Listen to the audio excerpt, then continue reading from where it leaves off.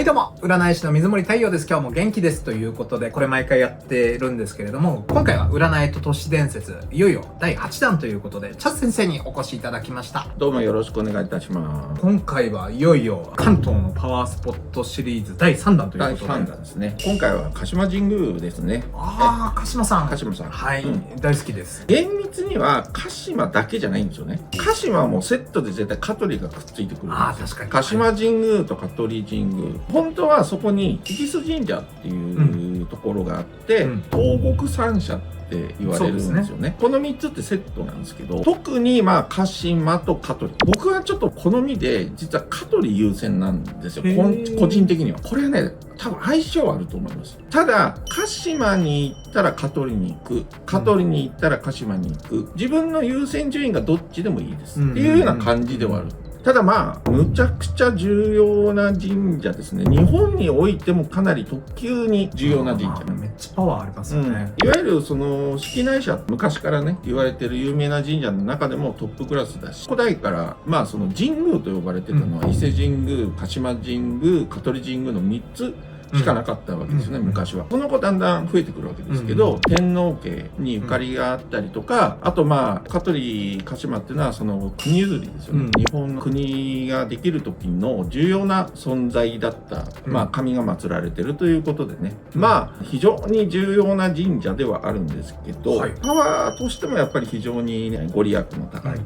とこですね。鹿島と香取もね、ちょっと諏訪と同じでね、なかなか情報量が多くて、どっから話したもんかなっていうところはあるんですが、まず、諏訪の時に、その断層がずるっとずれて、そこのちょうどね、溝みたいなところに水が溜まって諏訪湖ができたって話をしたじゃない。箱根神社もカルデラで箱根山がバーンとできた時に、芦ノ湖が、できたみたいなね。だから断層とか、やっぱり山、っていうのは土地の構造が大きく変わるだけ、土地を動かしてしまうだけのパワーがあるっていうところから、土地のパワーみたいなものが強いとされるんだけど、鹿島と香取ってその考え方でいくと中央構造線ってあるじゃない、ありますね。世界でも第1級ラインなんですよね。第1級の断層なんですよね。これが九州のあたりから茨城のあたりまでガーッとあるんですよ。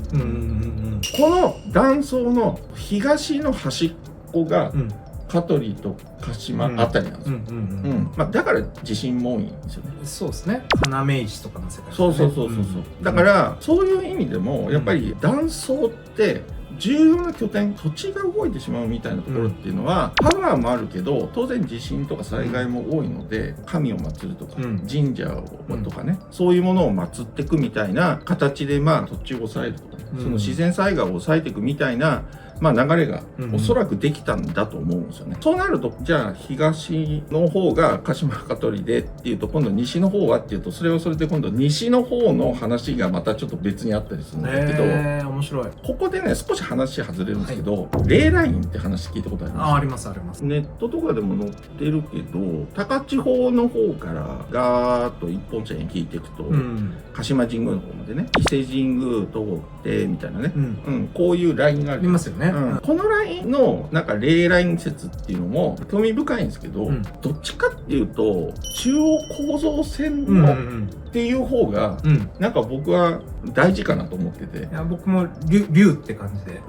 本当にエネルギー、山のね山脈じゃないけど、そういう部分でも結構重要な位置にやっぱり置いてあって、そこが結局なぜ今度2つの神社で抑えるようになるのかみたいな形になってくるんですけど、ここはねいろんな説もあって謎とするところもあるんだけど、結構重要なのが香取海っていう、香取の海、昔は内海って言ってたんですけど、鹿島神宮とか香取神宮のちょうど間に今だと利根川が通ってるんですけど、利根川って昔関東の方に流れてたんですよね。埋め立てとか。そうで、江戸時代に東遷って言って東に移動させて、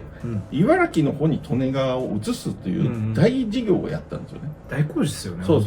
でその時に昔はすごく大きな内海があったんだけど、それがだんだんね小さくはなっていったんだけど、その利根川移した時に結構埋め立てたりして、うんまあ、今の形になるわけです、だからちょうどその中央構造線の端っこのところが内海があって、その内海を囲うように鹿島神宮と香取神宮があるみたいな、茨城側に鹿島神宮で千葉側に香取神宮っていう形でまあなんか抑えた。これがね結局そのよくナマズがいて、地震とナマズって関連するので、内海の頭の方が鹿島の方で、ナマズの尾っぽの方が香取で、鹿島神宮と香取神宮に要石って地震を抑える石があるでしょ、あれって鹿島神宮の方がナマズの頭を押さえてる、香取神宮の方がナマズの尾っぽを押さえてる。ドラゴンヘッド、ドラゴンテール。そう、なんか先生術やってるとちょっと面白いんだけど、胴体は昔内海だった。ああ、なるほどね。っていうところがあるんですよね。なるほど。昔のその土地の形を見ると、なんかちょっと納得できる。確かに。今の形だと、なんで要石こんなところにあるんだろうってちょっと分かりにくいんだけど、中央構造線の端っこで、やっぱり断層がやっぱり崩れやすい地域だから、地震も起きやすい、そうなってくるとね、津波だとかもあっただろうし、それを抑えるっていう形で、鹿島と香取、内海の両端でこう抑えるみたいな形で、まあ、成り立ってきたのかなっていうところがあるんですよね。鹿島神宮って昔鹿島って違う字だったんです。あ、そうなんですね。香取って香りに取るって書くじゃないですか。鹿島って昔香りに普通の島。だから両方とも香るっていう字だったんですね。なので昔は鹿島の天の狼って言ってたんですよ。後々ほら鹿が聖なる動物とされて春日大社の方にこう行ったりとかしてるので、そこで鹿という字が割り当てられて今の鹿島という字になったんではないかと言われてるんですよね。天の狼で天の狼って書くわけですけど、天の狼っていう部分も実はこの天山降臨に非常に関係する、天津神がね降りてくるっていう。一説にはアマテラスはここら辺に最初に降りたんじゃないかっていうか、ここら辺となんか連絡取ってたんじゃないかっていう説もあるような話があるんですよ。東から太陽って昇るので、むしろ日本の一番東の位置みたいなニュアンスあるわけじゃないですか。確かに。都市伝説系でなんか竜宮城が埋まってるのはこっちの方じゃないかとか。そう、だから下手すると香取の海あたりにもしかしたらね、あるのかもしれないしね。ワクワクしますよね、そういうのね。これは民族学の先生とかが言ってるんだけど、天っていうのは天も表すけど海も表すの。海イコールいや天っていうこの発想って、東の方がすごく強いんですよね。なのでこういう部分はなんかちょっと西とはニュアンスが違うというか、それもあってね、実は鹿島神宮っていうのは一の鳥居っていうのが太平洋側のとこに一個有名なのがあるじゃないですか。鹿島神宮一の鳥居っていうともう写真絶対出てくると思うんですけど、厳密には鹿島神宮って鳥居が4つあるんですよ。東西南北に全部あるんです。僕はだから東側のしか知らないかもしれないですね。おそらく西側はそのもともと内海に接してたという感じで、東西南北全部海とか水にこう接してたみたいな形だったらしいんですよね。僕もねこの第一ストーリーは2箇所しか行ったことがなくて、どうしてもちょっと時間の関係で結構遠いから他の2箇所まだ見に行けてないんですけど、朝から行かないと無理ですよね。そうね。鹿島だけで1日使っちゃうんですよ。全部行こうとすると。わかりますわかります。鹿島のご利益っていう部分で言うと、今までね諏訪大社、箱根神社と行きましたけど、諏訪大社はね生み出し始まりっていう言い方をしてたでしょ。箱根が広げ拡大っていうところがあったんですけど、僕がその習った時はここぞの鹿島って言われたんですよ。勝負どころの鹿島。武人であるので勝負どころっていうのは確かに言えるんですけど、だから何かを始めて広げてでっかい勝負をする時に鹿島に行く。何の自覚もなしに行きましたけど、そっからセレーネ多分 2,3 倍に規模大きくなってますね。鹿島ってねなんかそういうなんか本当にいいタイミングで行くと、勝ちが乗っかるみたいなねところあると思いますね。ご最新はね竹三日月の狼とここら辺はね有名なんでねネットで調べてくださいって言ってて国譲りの話なんてね有名ですね。トゥーランドさんとかの剣の上にねあぐらをかいてるってね、鉄の肛門をしてる神様ですね。実際その時時は国を譲るっていうことって最初武力じゃなくて交渉してるんですよね。奥西の御事とそこ話し合いをして、でまあ息子たちが納得するんだったらいいよみたいな話になるわけじゃないですか。なので実はね、武見勝地って荒々しい神というよりは交渉ごとにも長ける神って言われていて、だからね、話し合いとか交渉とか何か契約とかそういう部分にも非常にね、定評がある神様と言われてるんですよ。だからなんかね、極端な言い方すると、力押しだったら香取、話し合いだったら鹿島みたいなニュアンスがちょっとあるんですよね。香取の方が少し武骨な感じがある。鹿島の方がちょっと精妙な感じ、これはね、人によってもちょっと有利有利だと思うんですけど、まあそういう風に僕も言われて、自分の中の感覚では香取の方がなんかね、すごくすんなりくる。だからまあそういう意味でね、まず結構重要なところではあるんですけど、ここら辺は実はいわゆる古事記とかそういうものとはちょっと違って、古事記だとか日本書紀に書かれてないことっていうのもその他にも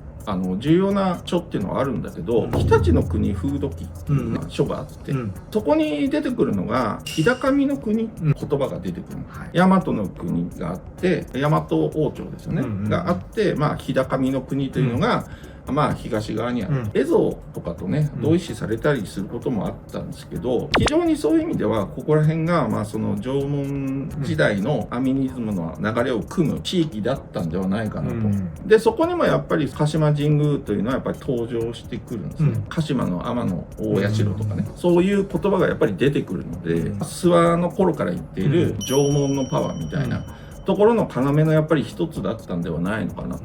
常陸の国風土記っていうのには鹿島神宮って言葉は出てこないんですけど、天の大君の社っていう言葉でまあ出てきて、それが一応鹿島神宮のことだろうと言われてるんだけど、鹿島神宮って大概皆さん結構よく知ってる人が多いと思うんでね、当然拝殿行ってお参りして、その後にいわゆる鹿島の奥参道って呼ばれる、鹿島神宮樹層って呼ばれるその森林地帯ですね、森ですよね、奥の森。この樹層はね、まあ非常にまあ有名なところなんだけど、そこにまあ奥宮があって、その後に先ほど言ってた要石ですね、その地震を抑えてるっていう要石があって、下っていくとみたらしの池があって、っていう形でね、まあここら辺結構有名どころなので、水取りしてる人多かったそうですね気がしますね。で昔はそこで体清めてそこから参拝に行ってたんで、昔はそっちが表参道だったんですよ。なんかそんな気がします、今ねちょっと逆になってますけど、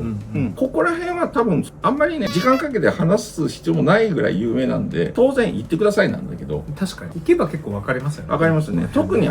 その森ですね、森はねちょっと空気が違う、縄文感ありますね。そうですね、正直もののけ姫のなんか小玉とかいそうな。そうですね、本当はね拝殿の後ろにご神木があって、そこのすぐ後ろに鏡石があるんですね。でおそらくこれが頼代ではないかと思うんですけど、昔僕が最初行った頃って拝殿の裏回れたはずなんですよね。今行けないんですよ。回れたかちょっと入ることまではできたと思います。すごい。だからご神木の近くまで行けた記憶があったんだけど、今はちょっと行けないんですよ。拝殿の横から眺めるしかできないんだけどね。僕もそうだった気がしますね。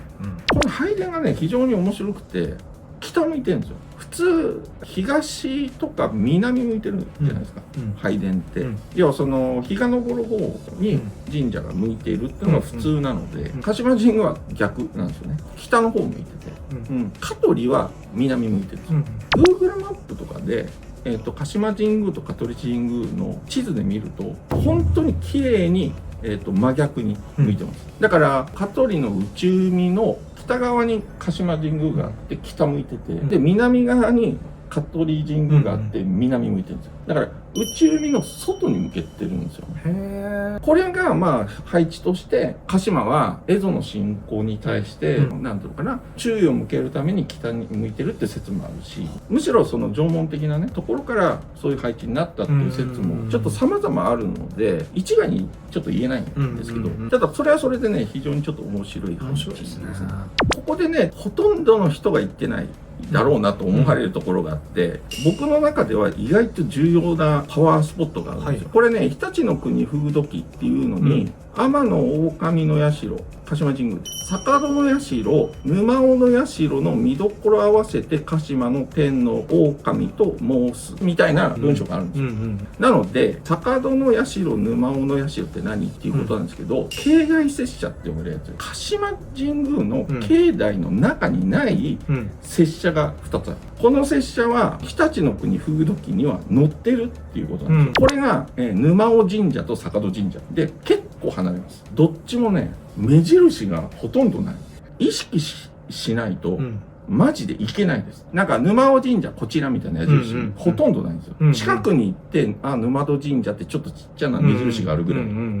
だけどここはちょっとスピリチュアリティな人たち行くと、何ここっていうぐらいのところなんですよ。この沼尾神社、坂戸神社はもうぜひ行ってください。ちょっと離れてるんでね、数キロ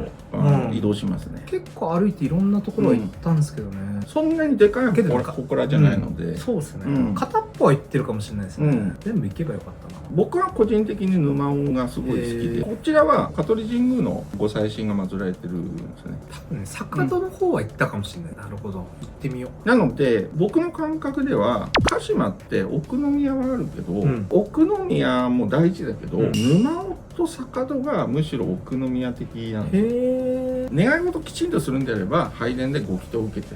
今ねご祈祷所は別にできちゃったの。ご祈祷すれば違うとこ行くんですよね。拝殿の向かい側にご祈祷どころがあるので、そこでご祈祷を受けて、その後奥の方行って、でそれで奥宮行って要石行ってみたらし池行ってっていう流れは普通あると思うんでね。でその後沼尾神社行って坂戸神社行って、むしろここできちんと要はこういうことをお願いしたのでどうかよろしくお願いしますみたいな形でここで昇華させる。なるほど。これ結構ね大事かなって感じがありますね。だから僕個人的には特に順番はね人によって別に最初は気にする必要ないと思うんですけど、僕は鹿島神宮回ってその後坂戸に行って最後沼尾に行くっていうのが僕の好みですね。なんか沼尾で昇華させるっていう方が僕の中の感覚ではしっくりくる。ここはねぜひっていう感じですね。次はぜひ。そしてもう鹿島行ったら必ず香取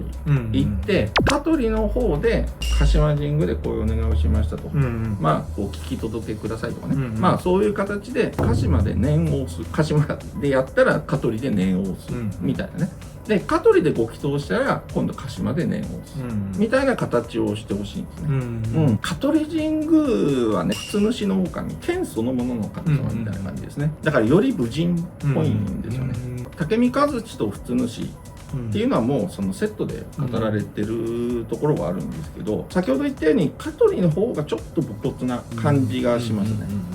実際要石も香取と鹿島って鹿島の方がちょっとへこんでて、香取の要石ってちょっととんがってるんですよね。だからよくオスメスって言ってるんですけど、やっぱりちょっとね香取の方がオスっぽい、鹿島の方がメスっぽいっていうか、陰陽で言うとなんかそんな感じは確かにあるんですよね。香取は境外拙者とかっていうよりもやっぱり奥宮ですね。香取神が当然拝殿の方でご祈祷を受けたら一通り拙者回って、で最後に、ちょっと離れたところにある奥宮、そちらに向かう順番としては参道を通って拝殿行ってちょっと拙者回って参道少し戻って別の道行くと要石とかのところに行くんで、そこで要石行って正直要石ってこう敷居があるじゃないですか。敷居の中に手をかざすと、明らかに香取の方がなんとなくザラッとしたなんか香取の方がグワンってなんか来る感じが面白い。鹿島の方がねなんか細やかな感じがしますね。ぜひねそういうことちょっとやってみてほしいんですけど、でそこ通ってちょっと先の方に、奥宮があるので、そちらの奥宮にで昇華させるっていう、流れがベストかなと。なるほど。先に行くのは鹿島香取っていうのはもうね最初は鹿島に行って香取でいいと思う。ただねやっぱりね自分の中ですごいしっくりくる方があると思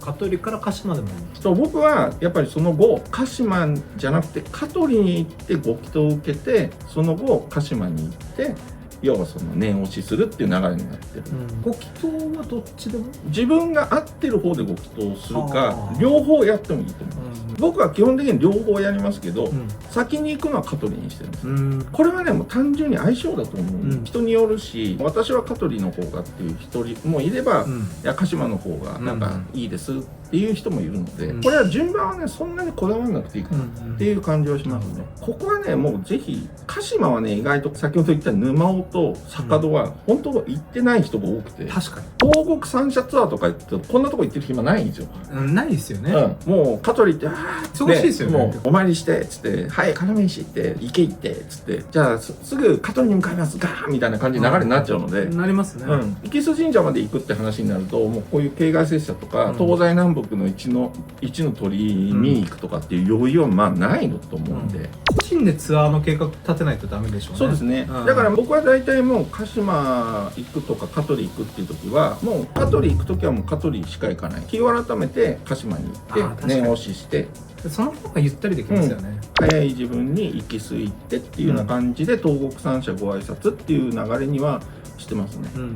正直生けすに関しては重要度っていう部分だとちょっと下がっちゃう可能性はあるんですけど、あそこはあそこでまたこの内海の外の海とのこのね接しているあたりにこうねある神社なので、それはそれで非常にね面白い神社ではあるんですけど、まずはまあ鹿島香取っていうところをまず行ってみましょうっていう感じですね。これがまあ結局東日本で最も重要な神社、まあご利益を得るということに関して重要だとまあ僕が教えられてた神社、諏訪、箱根、鹿島、まずこのね、3つは情報的にはコンプリートするわけですね。鹿島は行ってるんだよね。行ってますよ。香取も。香取は行ってない。それはまだ半分ですね。半分です。半分ですね。香取は行ってないですね。鹿島だけ行きました。鹿島と諏訪はけど諏訪も奥宮は行ってない。あそこは行ってないので、もう一回行き直すかなって。機会があったらツアーでもやりますか。そうですね。本当に。細かいこと言っちゃうともっとね他にもちょっと細かい情報はあるんだけど、まず大筋としてここら辺をクリアすれば OK かなって感じはするんですよね。某国政政党の党首のオーラが鹿島っぽかったです。誰とは言わないですけど。なんかへーみたいな。僕ね政治家見るの好きなんで、直接見に行ったりとか、会ってみたりとかするんですけど、麻生さんはなんか公共っぽかったです。なんとも言えないですけど。あとね鹿島も香取もそうなんですけど、木がいいんですよね。いやわかります。鹿島は少なくとも行ったことあるんで、やっぱね木ってスーッとまっすぐ立ってるの、それって土地の木が素直なんですよね。なるほど。よくダオジング習った時にこううねったように生えてる木で、ところどころにポコポコってコブみたいのがある、あれってガンなんだって、木のガンなんだって言われたんですよ。だからそこの土地要その木が生えてる下っていうのは良くないよ。だから引っ越しする時なんか周囲になんかもし林とか森があるようだったら木を見ると分かる。ボコボコっていう木がいっぱいあるってことは、ガンを持ってる木だから、その土地がやっぱりあんまりエネルギーが綺麗じゃないんだって言われたことがある。実家の山はそういう木生えてるかもしれない。もともとそういう風にしか生えない木もあるから、それはちょっと違うんだけど、本来まっすぐ育つはずなのになんかボコボコってなっちゃってるっていう木があるとちょっと要注意なんですよ。鹿島も例えば森ねじっくり見てほしいんですけど、たまにボコボコっていう木があるんですよ。下にでも埋まってんのかねとかってよく言ってて、なんか埋まってんじゃないこの下とか、なんかボコボコっていう木が立つ理由がなんかそこら辺にあるんじゃないかっていう話がねちょっとあるんですよね。ダウジングやってもなんかねなんか反応するぞここみたいなところがあったりする。ご神木によく手を触れるとかっていうそれ自体恐れ多いからしない方がいいって説もあるんだけど、鹿島はご神木に近づけないじゃないですか。もうその拝殿の横は閉ざされちゃってるから拝殿のすぐ後ろにねご神木があるので、だけど奥参道のあの森に行ったらもうそこってもう神木級の木だらけだから。僕はお気に入りの木があったらそこで持たれてずっとしたりとかしてますね。いや気持ちいいですよね。まさにパワースポットみたいな感じですよね。そうですね。グラウンディングっていうんですかね。なんかそういう意味ではねすごくいい場所ですね。香取もやっぱりね木がすごい素直ですね。諏訪のね木はいいんだけど、諏訪の木ってちょっと怖い。なんていうかな、清らかを通り越してもうなんか神の域に達してるような木ばっかしで、触れるのが怖いなって思うぐらいのところあるんだけど、まあまあ御柱っていうね記載があったりしますから、諏訪はもう本当にもののけ姫の世界。なんかね、そういう意味では鹿島とか香取の方が人の世界のいい木ですねみたいな感じ。確かに触れていいよってなんか許されてるような感じ、なんかわかる気がします。だからね、木の神社っていう言い方をする方もいるぐらい、あそこの木はね、むしろね、折りたたみの椅子でも持ってちょっとそこら辺でずっと座ってたらみたいな、もうそれぐらいねいいと思うんで、ここら辺ねぜひ参考にされて、行ってみるといいかなと思います。確かにね、みんなコンプしましょう。そうですね。まあ東日本に住んでる方はこの東のね3つの重要なパワースポット、ここら辺ねもう行かれてみるといいと思います。はい、ありがとうございます。ありがとうございました。で先生、次回どうしましょう。東やったから西行きますか。西は九州はちょっと除くんですよ。西って言ってもほとんど近畿圏のっていうことになるんですけど、今言ったその日高みの国じゃないけど、やっぱりその東ってその縄文文化的な、そのアミニズムのパワーみたいなところになるんですけど、西ってやっぱり大和なんですよね。なるほどな。次回も改めて言いますけど、今ちょっとね先走りで話しますけど、今10月に収録して11月、見る方は11月とか12月に見ることになると思うんですけど、今撮影してるの10月なんですけど、10月って神無月っていうじゃないですか。要は神がいない。どこ行ってる？出雲行ってる。で出雲は神有月ですよね。伊勢神宮にこの話ないって知ってる？確かに。ある人が伊勢にでマジで聞いたんですよ。これって伊勢にある風習とかなんですかって言ったら、まあやっぱりその伊勢にはないですっていう話をやっぱり聞くわけですよ。じゃあなんで話違うのっていうことですよね。だから今回の香取鹿島っていう話、諏訪っていう話で、これって結局東北の方からある程度なんか縄文の文化っていうのがガーッと流れてきたんじゃないかっていう説があるんだけど、それが結局その茨城の方からこうバーって通って出雲の方まで流れて、これが国つかみというか縄文的なエネルギーだと思うんですけど、大和っても明らかに九州から近畿の方じゃない、系統が違う。だから出雲のこの神あり、要はその神が集うっていうこの発想と、その大和文化における神の系譜が全く実は違うんじゃないかっていうところなんですよね。だから神社としてもパワーの系統が違うっていうところがあると思う。ただ鹿島ってすごく重要なのが、鹿島の鹿が春日大社に行ってるわけじゃないですか。藤原氏が鹿と共にそこまで移動したという説がある。だから藤原氏って鹿島あたりにいたのっていう話にもなりかねないんですね。ここら辺はちょっと推測もあるのではっきりしたことは言えないんだけど、大和と日高みをつなぐ重要な拠点って鹿島にあったりするんですよ。鹿島ってちょっとグレーなんですよね。そこが非常に、これは非常に面白いところで、鹿島が鹿で、まあ春日大社にも鹿がいてっていうところがあるし、動物の名前がついているやっぱり神社で割と重要だったりする。近畿って言ったらまあ有名どころいくつかあるじゃないですか。まあそこら辺もね次回ねちょっとまたお話ししていこうと思うんですけど、先生一つ告知みたいなの挟みたいんですけど、今年も大予言スペシャルやるんですよ、年末のね。なんでその後になるかもしれないなっていう。今回ね東でとりあえず一区切りではあるので、まあ大予言スペシャル挟んで改めてでスペシャルゲストがいるんで、いいと思います。ということで、まずは東日本の人、そうですね、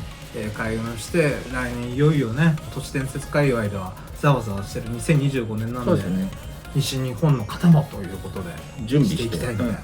間に合うようにやりますんで、皆さん頑張って乗り越えていきましょう。そうですね。ということで今日もありがとうございました。ありがとうございました。また次回お会いしましょう。またね。